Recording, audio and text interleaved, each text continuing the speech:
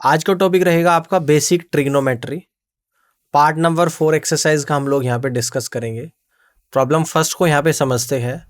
Show that 2 sine square beta plus 4 cos bracket के अंदर alpha plus beta into sine alpha sine beta plus 2 cos 2 into alpha plus beta equal to cos 2 alpha आप लोगों को दे रखा है। तो यहाँ पर मैं लेफ्ट हैंड साइड को लेकर चलूँगा, जो लेफ्ट हैंड साइड में आपको दे रखा है, और राइट हैंड साइड के इक्वल प्रूफ करना है मेरे को। अब एक चीज़ आप यहाँ पे देखो, जो राइट हैंड साइड में है वहाँ पर केवल एक ही एंगल है अल्फ़ा, जबकि लेफ़्ट साइड में बीटा और अल्फ़ा दो एंगल है। तो यहाँ पर हम लोग करेंगे, जो लेफ़्ट साइड में बीटा है इसको एलिमिनेट करेंगे। अब कैसे करेंगे? साइन में कौन सी वैल्यू पे साइन बीटा आपका जीरो होगा, यानी कि जीरो पे हो जाएगा। तो बीटा की वैल्यू जीरो पुट करूँगा मैं यहाँ पे। तो यहाँ पर आपका निकल कर आएगा 2 साइन स्क्वायर जीरो, यानी कि जीरो आ जाएगा, और प्लस का 4 कॉस अल्फ़ा प्लस जीरो और इंटू साइन अल्फ़ा। यहाँ पर साइन जीरो यानी कि यहाँ पर भी जीरो हो जाएगा, और प्लस का यहाँ पर आएगा कॉस 2 अल्फ़ा प्लस जीरो, यानी कि यहाँ पर भी जीरो, ये भी जीरो। तो आपका एंड में जो बचेगा केवल कॉस 2 अल्फ़ा बचेगा, और यही आपको राइट हैंड साइड में गिवन है। यानी कि यहाँ से आप कह सकते हो कि लेफ्ट साइड में बीटा जीरो रखते ही आपका केवल कॉस 2 अल्फ़ा बचेगा, जो राइट साइड में आप लोगों को गिवन है। आगे बढ़ते हैं। प्रॉब्लम सेकंड को यहाँ पे देखते हैं। Solve √3 cos theta plus sine theta equal to √2। अगर दोनों तरफ 2 से डिवाइड करो, डिवाइड बाई 2 बोथ साइड्स, तो आपका निकल कर आएगा √3/2 कॉस थीटा और प्लस 1/2 साइन थीटा और इक्वल टू √2/2 आ जाएगा। तो √3/2 अगर इसमें कॉस में रखूँ तो कॉस किसकी कितने की वैल्यू होती है? 30 की, और 30 का मतलब कॉस π/6 इंटू कॉस थीटा, और 1/2 साइन में किसकी वैल्यू होती है? साइन 30, यानी कि साइन π/6 इंटू साइन थीटा, और ये √2/2 यानी कि 1/√2, और ये होता है आपका साइन 45 यानी कि साइन π/4। ठीक है ना? तो आपने ये फॉर्मूला पढ़ा होगा कि कॉस A माइनस बी, तो ये होता है आप लोगों का कॉस A कॉस B और प्लस का साइन A साइन B। ठीक है ना? तो इसको किस तरीके से अब हम लोग यहाँ पे करेंगे, यानी कि cos π/6 minus theta equal to, ये कॉस पाई, ये साइन π/4 की वैल्यू होती है, सॉरी कॉस π/4 की भी होती है, तो कॉस में लेकर चलेंगे क्योंकि दोनों तरफ कॉस के फॉर्मूले बन जाएंगे, और ये आएगा आपका कॉस π/4। ठीक है ना? तो इसको लिख सकता हूँ कि π/6 minus theta equal to 2m π plus minus π/4, यानी कि थीटा की वैल्यू आएगी 2m π प्लस π/4 और प्लस का π/6, यहाँ पर आएगा 2m π और प्लस का 5/12 आ जाएगा। या फिर इसको लेंगे 2m π माइनस π/4 और प्लस का π/6, तो ये आप लोगों का निकल कर आ जाएगा यहाँ पे कि 2m π, यहाँ पे 12 आएगा, यानी कि माइनस का ये π/12 निकल कर आ जाएगा। जहाँ पर m क्या है? एक इंटीजर है। जहाँ पर m क्या है आप लोगों का? एक इंटीजर है। तो इस तरीके से थीटा की दो वैल्यू यहाँ पर पॉसिबल होगी। ठीक है? तो इस तरीके से आप लोग यहाँ पे कर सकते हो, थीटा की दो वैल्यू आप लोगों की निकलेगी जहाँ पर m आपका इंटीजर होगा। आगे बढ़ते हैं। प्रॉब्लम थर्ड को यहाँ पे समझते हैं कि the value of sine 20, sine 40, sine 60, sine 80। तो साइन 60 की वैल्यू तो आप लोगों को पता है, तो साइन 60 को तो कर देता हूँ अलग। बाकी ये फॉर्मूला बनेगा आपका साइन 20, और साइन 40 क्या होता है? इसको लिख दूंगा मैं साइन 60 माइनस 20, और साइन 80 को क्या लिख दूंगा? Sign 60 plus 20। क्लियर है? तो साइन 60 होता है आप लोगों का √3/2, और ये क्या होता है आप लोगों का? तो ये आपका फॉर्मूला बन जाएगा साइन 20, यानी कि ये फॉर्मूला बनता है आप लोगों का sine theta into sign 60 minus theta into sign 60 plus theta, और ये क्या आएगा? 1/4 साइन 3a। तो ये आएगा आपका 1/4 साइन 3 इंटू 20। क्लियर है? तो यहाँ पर निकल कर आएगा √3/2 इंटू 1/4 और साइन 60 आप लोगों का निकल कर आ जाएगा, यानी कि √3/2 इंटू 1/4 साइन 60 √3/2। क्लियर है? तो देखो √3 की √3 में गुणा 3, 2 चौक 8, दूनी 16, यानी कि 3/16 इस क्वेश्चन का आंसर आप लोगों का बनेगा। ये फॉर्मूला आप लोगों को यहाँ पर देख लेना है। 3/16 क्वेश्चन का राइट आंसर। प्रॉब्लम 4 को देख लेते हैं यहाँ पे। If 3 tan theta minus 15 equal to tan theta plus 15। Theta आपका 0 से बड़ा है और 90 से छोटा है, तो बताओ कि थीटा क्या होगा।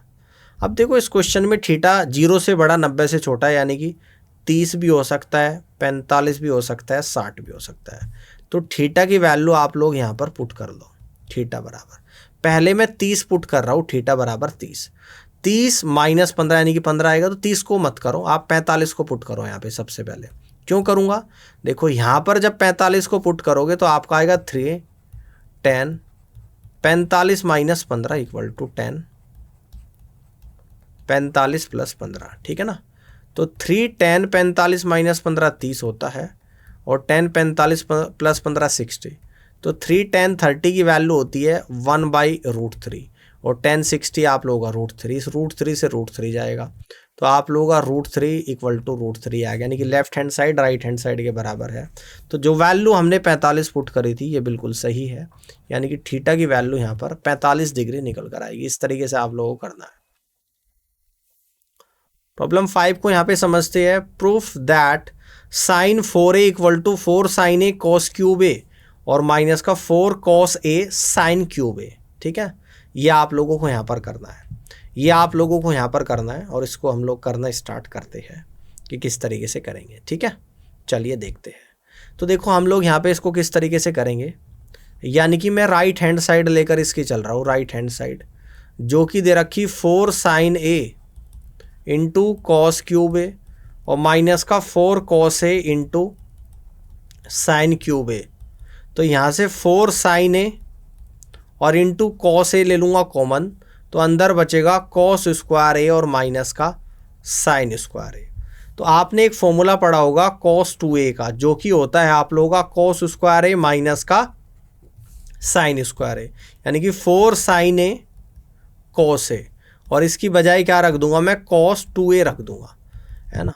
अब देखो आपने एक फॉर्मूला ये भी पढ़ा होगा, आपने एक फॉर्मूला यहाँ पर ये भी पढ़ा होगा। इसको देखो, इसको मैं किस तरीके से कह सकता हूँ, इसे 2 into 2 sign A cos A और इंटू कॉस 2a ऑलरेडी है। तो आपने एक फॉर्मूला पढ़ा होगा साइन 2a का। तो साइन 2a क्या होता है, 2 इंटू साइन ए और कॉस ए होता है, यानी कि 2 इंटू ये आप लोगों का क्या बन जाएगा, साइन 2a बन जाएगा, और into cos 2a as it is. तो ये फिर से फॉर्मूला बनेगा साइन 4a का, फिर से ये वाला फॉर्मूला मैं यूज़ कर रहा हूँ, और साइन 4a कहाँ दे रखा, लेफ्ट हैंड साइड में, यही तो मुझे निकालना था। तो साइन 4a आप लोगों का इस तरीके से निकल कर आएगा। दो फॉर्मूले यूज़ हो गए, cos 2 का cos स्क्वायर ए माइनस साइन स्क्वायर ए, और साइन 2a का 2 sign A into cos A. Clear कर लोगे इस तरीके से। आगे बढ़ते हैं। प्रॉब्लम 6 को यहाँ पे समझते हैं। tan a plus B equal to P, tan a minus B equal to Q. तो आप लोगों को ये प्रूफ करना है कि tan 2a equal to P plus Q upon 1 minus P into Q दे रखा है, ठीक है ना। ये आप लोगों को यहाँ पे दे रखा है। अगर मैं इस tan 2a को इस तरीके से कह दूँ कि इसको मैं ऐसे लिख सकता हूँ कि tan a प्लस बी और प्लस का a minus B, tan 2a ही तो आएगा, और इसको मैं क्या मान लेता हूँ, अल्फा, इसको बीटा। तो यहाँ पर क्या आ जाएगा, tan a प्लस बी और प्लस का tan a माइनस बी, ठीक है, और डिवाइडेड बाई 1 माइनस का tan a प्लस का b और इंटू tan a माइनस का b। अब देखो यहाँ से तो मेरा tan 2a निकल कर आ गया, tan a प्लस b की वैल्यू रख दूंगा p, tan a minus b की वैल्यू रख दूंगा q, जो आप लोगों को दे रखी 1 माइनस पी इंटू क्यू आप लोगों का निकल कर आ गया। और यही तो चाहिए था मुझे यहाँ पे। देखो tan 2a equal to P plus Q upon 1 minus P into Q आप लोगों का निकल कर आ चुका है। तो प्रॉब्लम 6 को इस तरीके से आप लोग कर सकते हो। अब आगे बढ़ते हैं। प्रॉब्लम 7 को यहाँ पे समझते हैं कि if cot theta plus tan theta equal to 2 cosec theta, then find the general value of theta. Theta की जर्नल वैल्यू आप लोगों को यहाँ पर निकालनी है। क्या करना है, थीटा की जर्नल वैल्यू को अब आप लोगों को यहाँ पर निकालना है। तो हम लोग क्या करेंगे यहाँ पर, तो हम लोग यहाँ पे क्या करेंगे, बात समझना है आप लोगों को ध्यान से। तो इसको किस तरीके से करेंगे, यानी कि साइन कोस में चेंज कर लेंगे। तो कोट थीटा को लिख दूंगा साइन कोस में cos theta upon sine theta, और टेन थीटा को लिख दूंगा sine theta upon cos theta, और equal to 2 into cosec theta को लिख दूंगा 1 अपॉन साइन थीटा। आप देखो यहाँ पर sine theta cos theta LCM ले लूँगा, sine theta into cos theta, तो ऊपर आएगा आपका कॉस स्क्वायर थीटा और प्लस का sine square theta equal to और 2 साइन थीटा आप लोग आ जाएगा। अब आप लोगों को ये पता है कि sine square theta plus cos square theta equal to 1, ये आप लोगों की ट्रिग्नोमेट्रिक प्रॉपर्टी होती है। तो यानी कि 1 sine theta cos theta equal to 2 sine theta. Cross multiply जैसे ही करूंगा तो sine theta equal to 2 sine theta cos theta आपका आ गया। अब एक प्रॉपर्टी आपने ये पढ़ी होगी साइन 2 थीटा, जो कि sine 2 sine theta into cos theta होता है। तो इसको कह दूंगा sine theta equal to sine 2 theta. इस तरीके से मैं यहाँ पर इसको भी बोल दूंगा, ठीक है ना। यहाँ तक समझ में आ गई बात। इस तरीके से आप लोग यहाँ पर कर सकते हो, ठीक है। यहाँ पे आप लोग इस तरीके से कर सकते हो। क्लियर है बात यहाँ तक की, ठीक है ना। चलिए इसको अब देख लेते हैं। या फिर इसको एक काम करो, साइन 2 थीटा मत बनाओ, थीटा मुझे निकालना, तो इसको यहाँ पे रहने दो। अब इसको कर लो आप लोग, इस तरीके से लिख लो कि 2 साइन थीटा कॉस थीटा और माइनस का साइन थीटा इक्वल टू 0। अब यहाँ से साइन थीटा ले लो कॉमन, तो साइन थीटा अंदर बचेगा 2 cos theta minus 1 equal to 0। तो एक तो आ जाएगा आप लोगों का साइन थीटा इक्वल टू 0 और एक आ जाएगा आप लोगों का 2 cos theta minus 1 equal to 0। तो साइन थीटा इक्वल टू 0 एक कहाँ पे बनेगा, साइन 0, यानी कि थीटा बराबर 90। 0 कहाँ पे बनता है, 0 डिग्री पे बनेगा। और ये आप लोगों का कहाँ पर बनेगा, कॉस थीटा 1/2। तो यहाँ पर थीटा की वैल्यू आप लोगों की 1/2 कहाँ पे बनेगा, कॉस में, यानी कि ये 60 डिग्री पे बनेगा। तो यही इस क्वेश्चन का आंसर आ जाएगा। 0 और 60 डिग्री बनेगा इस क्वेश्चन का राइट आंसर। क्या बनेगा, 0 और 60 डिग्री यहाँ पे बनेगा। देखो थीटा की वैल्यू यहाँ पर क्या आ जाएगी, यानी कि 60 डिग्री आएगी, जिसको थीटा को इस तरीके से भी लिख सकते हैं आप लोग जनरलाइज करके, theta equal to 2n pi plus minus π/3। Clear. आगे बढ़ते हैं, प्रॉब्लम 8 को यहाँ पर देख लेते हैं कि if 2 sine square theta equal to 3 cos theta, जहाँ पर थीटा 0 से बड़ा हो सकता है, 0 के बराबर भी, 2π से छोटा, 2π के बराबर भी। तो थीटा की वैल्यू आप लोगों को यहाँ पर बतानी है कि क्या होगी, थीटा की वैल्यू आपको बतानी है कि क्या होगी, ठीक है। चलो देखते हैं। तो देखो इसको मैं क्या करूँगा, इस साइन स्क्वायर थीटा को लिख दूंगा। आपने एक प्रॉपर्टी पढ़ी होगी कि sine square theta plus cos square theta equal to 1, बार बार यूज़ हो रहा है इसका। तो यहाँ से कह दूंगा sine square theta equal to 1 minus का कॉस स्क्वायर थीटा। तो कह दूंगा 2 इंटू 1 माइनस का cos square theta equal to 3 into cos theta, यानी कि 2 माइनस का 2 cos square theta equal to 3 cos theta, यानी कह दूंगा 2 कॉस स्क्वायर थीटा प्लस का 3 कॉस थीटा और माइनस का 2 इक्वल टू 0 आ जाएगा। यानी कि 2 कॉस स्क्वायर थीटा और प्लस का 4 कॉस थीटा और माइनस का कॉस थीटा और माइनस का 2 इक्वल टू 0, यानी कि 2 कॉस थीटा कॉमन ले लूँगा तो कॉस थीटा और प्लस का 2, -1 कॉमन ले लूँगा तो cos theta plus 2 equal to 0। तो कॉस थीटा एक तो आ गया -2, तो ये तो नहीं लेंगे हम लोग। तो 2 कॉस थीटा -1 इक्वल टू 0, तो कॉस थीटा 1/2। 1/2 किसकी वैल्यू होती है कॉस में, कॉस में 1/2 वैल्यू होती है 60 डिग्री की, जिसको π/3 भी बोलते हैं। तो थीटा बराबर π/3 आप लोग का यहाँ पर आ गया, ठीक है ना, 60 डिग्री।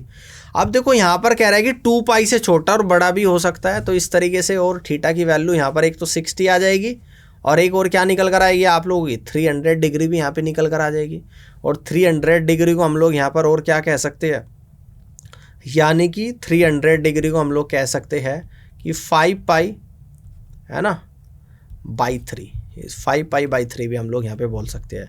तो π/3 और 5π/3 इस तरीके से इस क्वेश्चन को हम लोग यहाँ पे कर सकते हैं। आगे बढ़ते हैं, प्रॉब्लम 9 को यहाँ पे समझते हैं कि tan theta equal to 1/2, tan phi 1/3।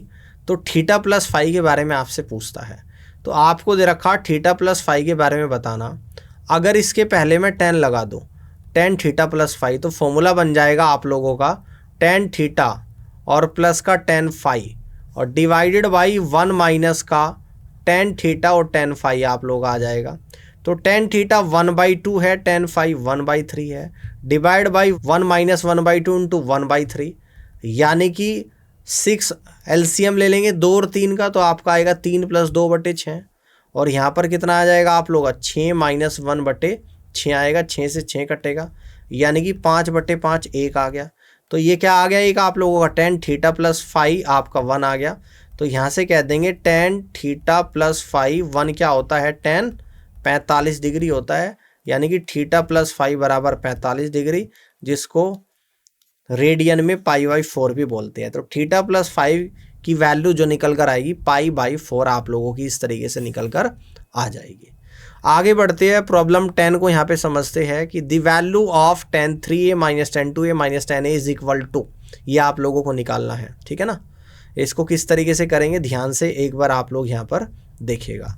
तो देखो अगर मैं आपको कहूँ कि tan 3a को क्या लिखा जा सकता है, तो tan 3a को लिखा जा सकता है कि tan 2a प्लस a, ये लिख सकते हैं।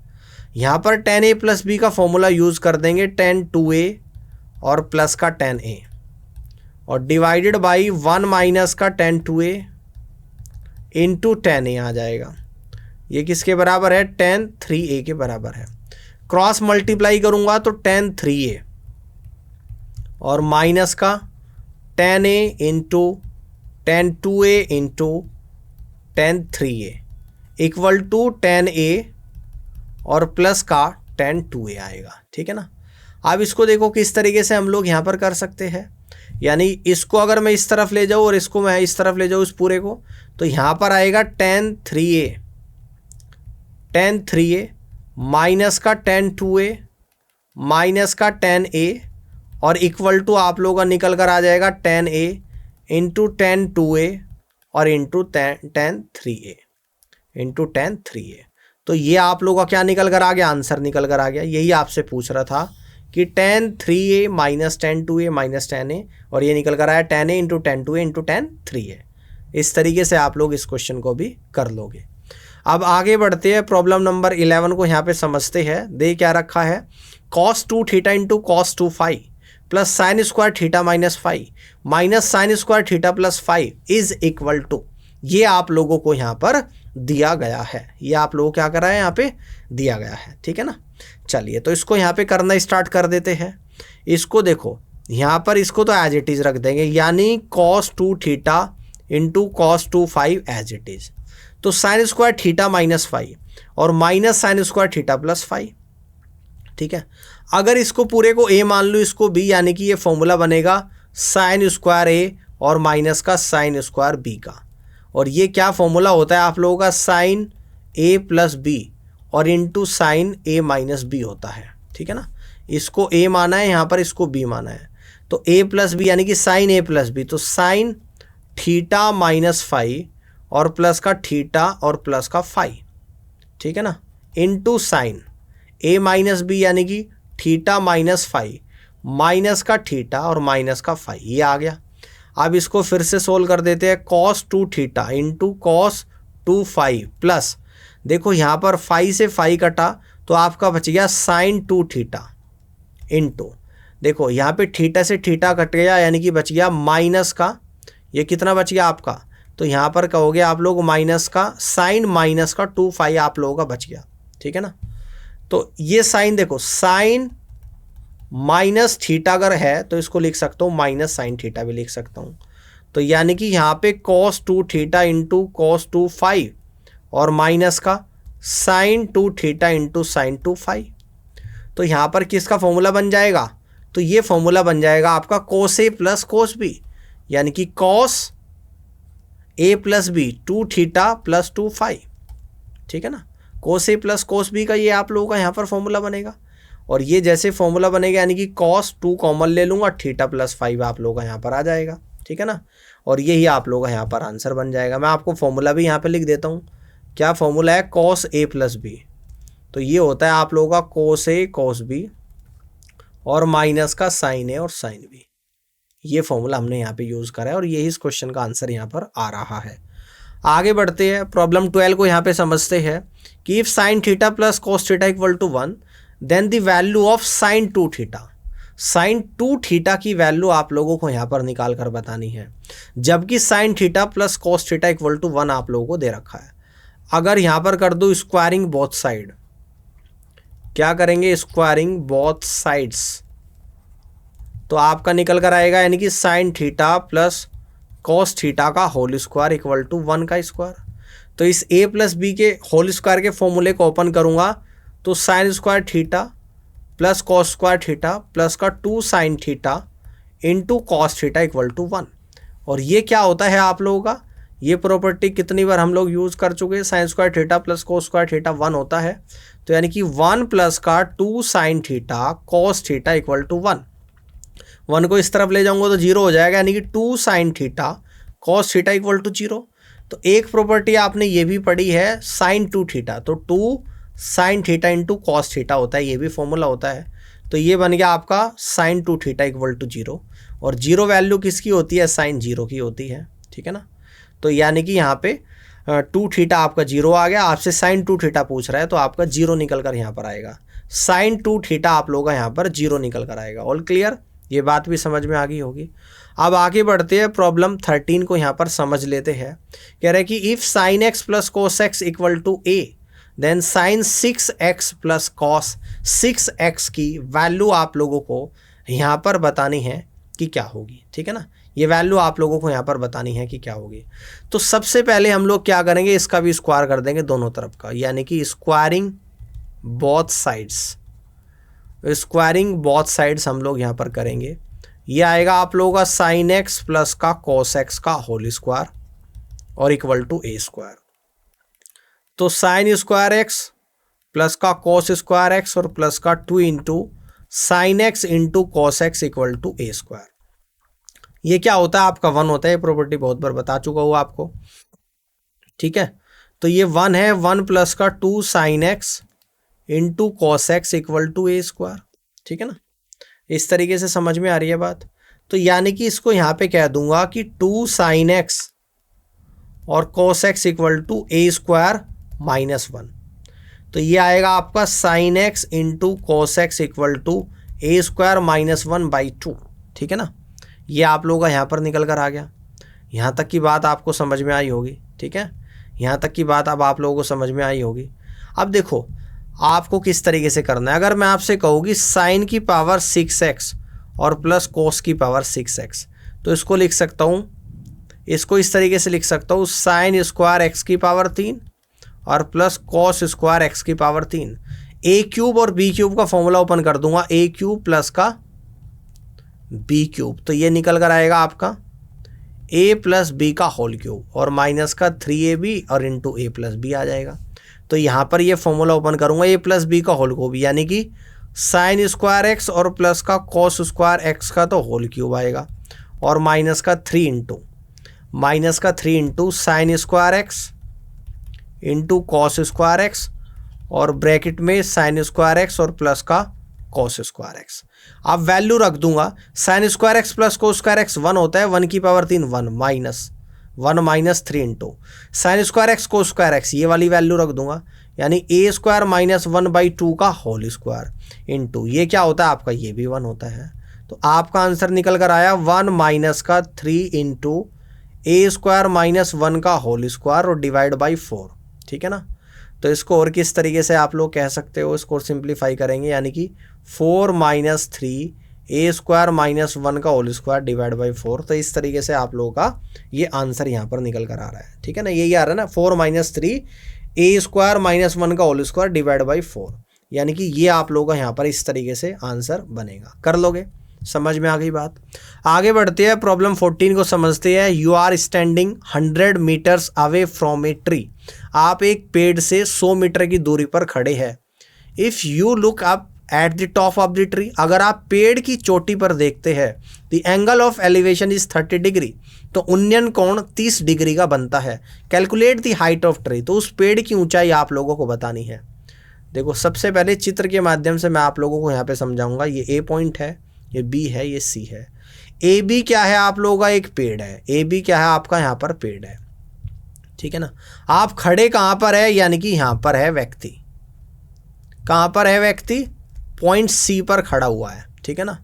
पेड़ से कितने मीटर की दूरी पर है, 100 मीटर की दूरी पर। एंगल ऑफ एलिवेशन 30 डिग्री है और इस एच की वैल्यू आप लोगों को यहाँ पर निकालनी है ना। तो आप लोग यहाँ पर क्या यूज़ करोगे, tan 30 इक्वल टू h/100। तो tan 30 की वैल्यू 1/√3 इक्वल टू h/100, यानी h बराबर 100/√3 मीटर आप लोगों की पेड़ की लंबाई निकल कर आएगी, ठीक है ना। अगर और फर्दर सोल्व करना है तो √3 की वैल्यू रख सकते हो 1.732, है ना। और 100 को 1.732 से डिवाइड करोगे तो उसके बाद भी आपका आंसर निकल जाएगा इस तरीके से 57.74 metre height of tree. Problem 15 को यहाँ पे हम लोग समझते हैं, इसको करते हैं। A ladder is leaning against a wall, the ladder is 5 metre long and it's make a 60 degree angle with the ground, how high does the ladder reach on the wall. कह रहे कि एक सीढ़ी दीवार से सटा के खड़ी कर रखी है, सीढ़ी की लंबाई 5 मीटर है, 60 डिग्री का एंगल बना रही है जमीन के साथ, है ना। तो बताना है how high does the ladder reach on the wall, यानी कि दीवार पर किस ऊंचाई पर सीढ़ी लगी हुई है। आप देखो यहाँ पर इस चित्र से आपको सब कुछ समझ में आ जाएगा। यहाँ पर ए बी सी, जहाँ पर आप लोगों की ए बी तो है दीवार, ठीक है ना, और यहाँ पर ए सी आप लोगों की सीढ़ी है। समझ में आ गया दीवार पे सीढ़ी किस तरीके से लगी है। ये एंगल 60 डिग्री का बन रहा है, ठीक है ना। सीढ़ी की लंबाई 5 मीटर है। आपको निकालना है इस एच की वैल्यू जो मैंने यहाँ पर माना है, यानी कि ए बी की वैल्यू आप लोगों को यहाँ पर निकालनी है, ठीक है ना। क्या करना है, ए बी की वैल्यू आपको निकालनी है। तो यहाँ पर यूज़ क्या करेंगे, साइन 60। तो साइन 60 क्या होता है आप लोगों का, ये होता है परपेंडिकुलर यानी h डिवाइड बाई हाइपोटेन्यूज यानी कि 5। तो h बराबर निकल कर आएगा साइन 60 यानी कि √3/2 इंटू 5, यानी h की वैल्यू आएगी 5√3/2 मीटर। ये क्या निकल कर आ गया आप लोगों का, सीढ़ी दीवार पर किस ऊंचाई पर खड़ी हुई है, ये आपकी लंबाई निकल कर आएगी, h की वैल्यू 5√3/2 मीटर निकल कर आ जाएगी, ठीक है ना। कर लोगे इस तरीके से। तो प्रॉब्लम 16 को यहाँ पर हम लोग समझते हैं कि you are on the ground and you see a kite flying at an angle of elevation of 45 degree, the string of the kite is 100 metres long, how high is the kite above the ground. कह रहे कि ground से एक पतंग उड़ रही है और पतंग जो है ना 45 डिग्री का एंगल बना रही है, ये 45 डिग्री का एंगल बना रही है, ठीक है ना। String of the kite is 100 metre, यानी कि जिस धागे से पतंग को उड़ा रहे उस धागे की लंबाई 100 मीटर है। तो ये पॉइंट है, ये बी है, ये सी है। आप देखो ए पॉइंट पर तो यहाँ पे पतंग फ्लाई कर रही है, पतंग क्या कर रही है, फ्लाई कर रही है, और ए सी क्या है, यहाँ पर धागा है, इस धागे से पतंग उड़ रही है। तो आपको इस हाइट के बारे में बताना है, यानी कि ए बी की लंबाई बताना, जिसको एच से डिनोट किया है। तो यहाँ से हम लोग कह देंगे कि sine 45 degree equal to h/100 metre. Sine 45 की वैल्यू 1/√2 और इक्वल टू h/100, यानी h बराबर 100 डिवाइड बाई √2 मीटर आ गया। 100 डिवाइड बाई √2 मीटर आप लोगों का निकल कर आ गया, और यही इस क्वेश्चन का राइट आंसर यहाँ पर जाएगा। प्रॉब्लम 17 को यहाँ पर समझ लेते हैं कि building cast a shadow 40 meters long. At the same time, a 10 meter flagpole nearby cast a shadow 6 meter long. Find the height of building. तो यहाँ पे सिमिलैरिटी हम लोग यूज़ करेंगे। जब 40 मीटर का शैडो बनता है, ठीक है ना, जब क्या है आप लोगों का, बिल्डिंग से तो 40 मीटर का बन रहा है और 10 मीटर के फ्लैग पोल से 6 मीटर का शैडो बन रहा है। तो 40 का शैडो बन रहा है, फिर 6 का बन रहा है, ठीक है ना। 40 का किससे बन रहा है, बिल्डिंग से, और बिल्डिंग की हाइट को मैं यहाँ पर h एज्यूम कर लेता हूँ, और 6 किससे बन रहा है, 10 मीटर के फ्लैग पोल से। तो सिमिलैरिटी यूज़ करी है, तो 2 से 3 बार, 2 से 20 बार, यानी h बराबर आपका 200/3 यानी 66.67 मीटर आ जाएगा। तो इसका मतलब बिल्डिंग की जो हाइट निकल कर आएगी 66.67 मीटर निकल कर आएगी। समझ आ गया, आगे बढ़ते हैं। प्रॉब्लम 18 को यहाँ पे समझते हैं। Person on the ground looks up at A kite flying at an angle of elevation 60 degree, calculate the angle of depression for the person on the kite. कह रहा है कि एक पतंग उड़ रही है, यहाँ पे मैं आपको बताता हूँ कहाँ पे उड़ रही है ये पतंग। ये ए पॉइंट है, ये बी पॉइंट है, ये सी पॉइंट है। इस ए पॉइंट पर पतंग फ्लाई कर रही है, ठीक है ना। अब यहाँ पर कहता है कि एंगल ऑफ एलिवेशन 60 डिग्री का बन रहा, तो एंगल ऑफ डिप्रेशन बताना। तो एंगल ऑफ डिप्रेशन यहाँ पर कितना बनेगा, यानी कि एंगल ऑफ डिप्रेशन भी 60 डिग्री का ही बनेगा। तो 60 डिग्री ही इस क्वेश्चन का करेक्ट आंसर यहाँ पर जाएगा। आगे बढ़ते हैं। Problem 19, from the top of a building, एक बिल्डिंग की चोटी से you look down at a street lamp, आप स्ट्रीट लैम्प पर देख रहे हैं, the angle of depression to the street lamp is 45 degree. If the building is 20 metre tall calculate the distance between the lamp and the building. देखो क्या बोल रहा है, ये आप लोगों की एक बिल्डिंग बना देता हूँ। सबसे पहले इसको थोड़ा सा प्रैक्टिकली समझो बात को। ए बी आप लोगों की क्या है, बिल्डिंग है। ए बी आपकी एक बिल्डिंग है और ए पॉइंट से आप देख रहे हो सी पॉइंट पर क्या है, आपका स्ट्रीट लैंप है। स्ट्रीट लैंप है यानी कि एक बत्ती लग रही है गली में, सड़क पे कह सकते हो, ठीक है ना, इस तरीके से। और यहाँ पर ये 45 डिग्री का एंगल बन रहा है। बिल्डिंग की ऊंचाई से नीचे देख रहे हो 45 डिग्री का एंगल बन रहा है। बिल्डिंग जो है 20 मीटर ऊंची है। तो अब आपको बताना है बिल्डिंग के और स्ट्रीट लैम्प के बीच की डिस्टेंस, है ना। तो यानी कि ये डिस्टेंस आप लोगों को बतानी है, जिसको मैंने डी मान लिया। अगर मैं कहूँ कि 1045 यहाँ पे लूँगा तो 1045 परपेंडिकुलर अपॉन बेस यानी कि 20 डिवाइड बाई डी, और 1045 की वैल्यू 1 होती है, 1 इक्वल टू 20 बाई डी, और डी बराबर आपका निकल कर आएगा 20 मीटर। यानी कि यहाँ से डायरेक्ट कह दूंगा कि बिल्डिंग और स्ट्रीट लैम्प के बीच की जो डिस्टेंस है वो 20 मीटर आप लोगों की यहाँ पर निकल कर आएगी। ठीक है, कर लोगे इस तरीके से आप लोग।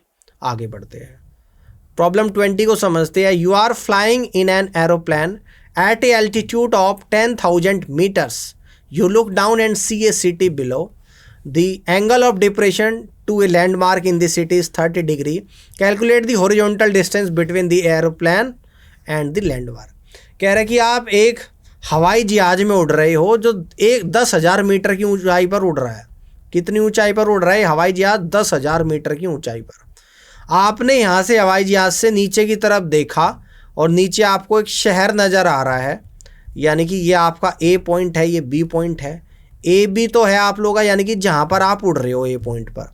ये सी है और सी है यहाँ पर एक शहर है जहाँ पर आपने देखा, और यहाँ पर 30 डिग्री का एंगल बन रहा है। तो आपको horizontal distance between the aeroplane and landmark यानी कि बी और सी के बीच की डिस्टेंस बतानी है। तो यहाँ से हम लोग कहेंगे कि 1030 होता है आप लोगों का परपेंडिकुलर यानी 10,000 डिवाइडेड बाई बेस यानी कि डी, और 1030 की value 1/√3 equal to 10,000 divide by D, यानी कि डी बराबर क्या निकल कर आप लोगों का यहाँ पर आएगा, यह आएगा 10,000 इंटू √3, और डी की वैल्यू रख दूंगा 10,000, डी की वैल्यू रख दूंगा 1.732। तो डी आपका निकल कर आ जाएगा यानी कि 1732 और 0, है ना, 17320 आप लोगों का आंसर यहाँ पर निकल कर आएगा। 17320 आप लोगों का यहाँ पे आंसर निकल कर आएगा अप्रोक्सीमेशन में मीटर, है ना। यानी कि ये हवाई जहाज से आपका जो शहर है उसके बीच की जो नीचे का बेस से डिस्टेंस है वो डिस्टेंस आप लोगों की यहाँ पर निकली है। ठीक है ना, वो डिस्टेंस आप लोग इस तरीके से निकाल सकते हो। उम्मीद करता हूँ कि आज की क्लास आपको पसंद आई होगी, और इस पूरी वीडियो को देखने के लिए आप सभी का बहुत बहुत धन्यवाद। Thank you so much.